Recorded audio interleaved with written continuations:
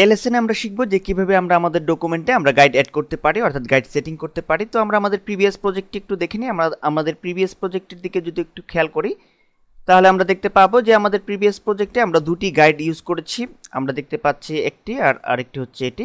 তো আমরা আমাদের প্রিভিয়াস প্রজেক্টের মতো এখন আমরা আমাদের এই ডকুমেন্টে, অর্থাৎ আমাদের কারেন্ট যে ডকুমেন্ট আছে সেটিতে আমরা একটি গাইড ইউজ করব, অর্থাৎ আমরা একটি প্রথমে করব, এরপরে আরেকটি করব, অর্থাৎ আমরা মোট দুটি গাইড সেটিং করব। তো আমরা গাইড সেটিং করার জন্য আমরা চলে যাব ভিউ মেনুতে, দেন সেখান থেকে আমরা নিউ গাইড এই লিঙ্কটিতে ক্লিক করছি। আমরা দেখতে পাচ্ছি যে আমাদের সামনে অলরেডি একটি ইন্টারফেস ওপেন হয়েছে। আমরা দেখতে পাচ্ছি এখানে দুটি অপশন আছে, হরাইজন্টাল, ভার্টিক্যাল। তো আমরা মূলত ভার্টিক্যাল এটি যেটি সিলেক্টেড অবস্থা আছে সেটিকেই রেখে, যেহেতু আমরা চাচ্ছি যে ভার্টিক্যাল গাইড ইউজ করতে, তো আমরা এখানে পজিশন সিলেক্ট করে দেব। আমরা এখানে 175 করে দিব এবং আমরা ইঞ্চি এর ঘরে আমরা পিক্সেল অর্থাৎ পিএক্স আমরা সিলেক্ট করে দিব। দেন পিএক্স সিলেক্ট করার পর আমরা ওকে এই বাটনটিতে আমরা ক্লিক করছি।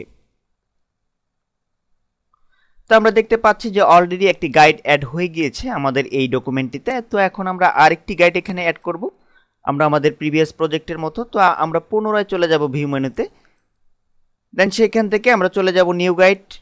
দেন পূর্বের মতো পজিশন আমরা সিলেক্ট করব, ভার্টিক্যালি রাখবো। আমরা এখান থেকে আমরা যেহেতু আমাদের টোটাল ডকুমেন্টের সাইজ হচ্ছে 1200 × 1200, আমরা 175 গাইডলাইন অলরেডি ইউজ করেছি। তো এখন আমরা আমাদের কন্টেন্ট এরিয়া চাচ্ছি আমরা 850। তো আমরা 850 সাথে 175 যোগ করলে আসে 1025। তো আমরা এখানে 1025 দিয়ে আমরা পিএক্স সিলেক্ট করব, পূর্বের মতো পিএক্স সিলেক্ট করে আমরা ওকে এই বাটনে ক্লিক করছি।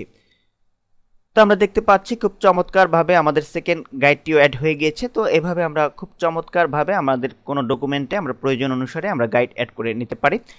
তো এই গাইড ইউজ করার মূল উদ্দেশ্য হচ্ছে আমরা যে কন্টেন্ট লিখব, অর্থাৎ আমাদের বডিতে যে কোনো কন্টেন্ট বা যে কোনো লগো আমরা অ্যাড করব সেগুলোর অ্যালাইনমেন্ট যাতে আমরা খুব সুন্দরভাবে করতে পারি, এই কারণে আমরা মূলত গাইড ইউজ করি। তো পরবর্তী লেসনে আমরা শিখব যে কিভাবে আমরা আমাদের এই টেমপ্লেটটিতে, অর্থাৎ পিএইচডি টেমপ্লেটটিতে আমরা একটি লগো আমরা অ্যাড করতে পারি।